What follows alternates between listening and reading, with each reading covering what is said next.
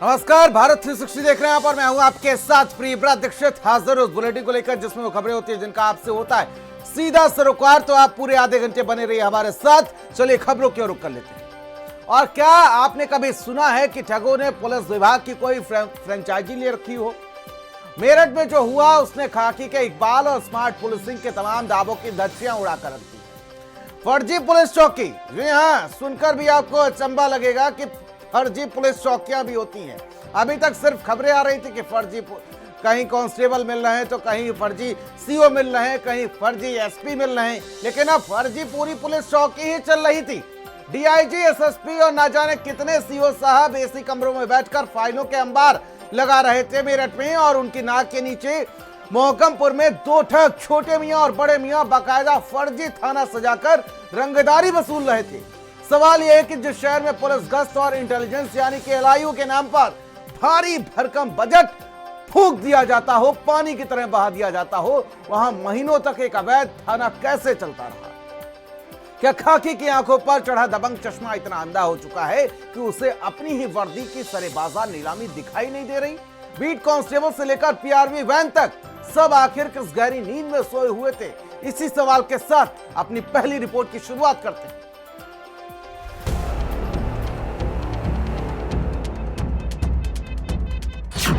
मेरठ में असली पुलिस सोती रही, नकली सीओ एसएचओ चौकी चलाते रहे। असली पुलिस की नाक के नीचे नकली खाकी का कॉकटेल। बंटी बबली का थाना, कप्तान साहब के सिस्टम को ठेंगा।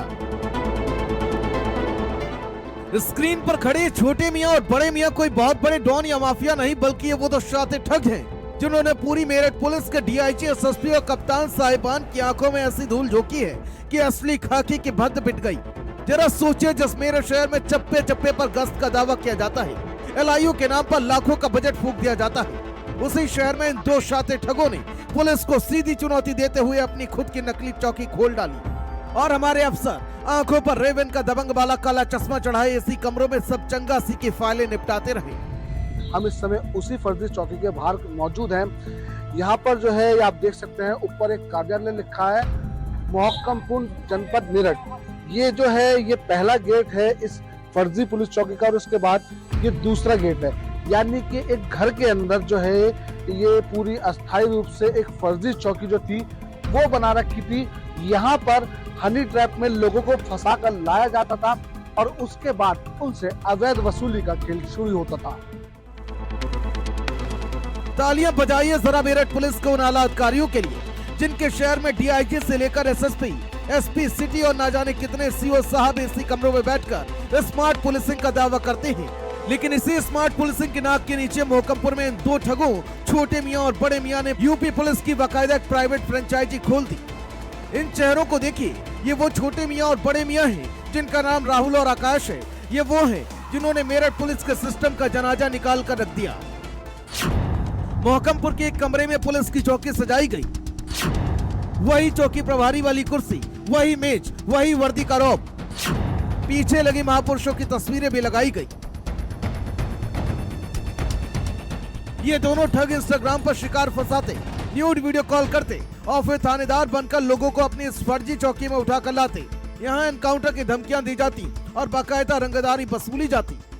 इनके जो ऑफिस इन्होंने बना के रखा था, ये प्रॉपर्टी डीलर का बेसिकली काम करते थे उस ऑफिस से, लेकिन हाल फिलहाल में इन्होंने ये हनी ट्रैपिंग का नया एक मतलब उद्योग शुरू कर दिया था। ये कहे बहुत सारे युवकों को ये लड़की बन के बात करते थे और जब उनके जो शरीर के विभिन्न अंगों की वीडियो बनाते हुए वो अपने पास में सेव करते थे, फिर उसी वीडियो को आधार बना के ये उन्हीं लोगों से पैसे ऐंठते थे।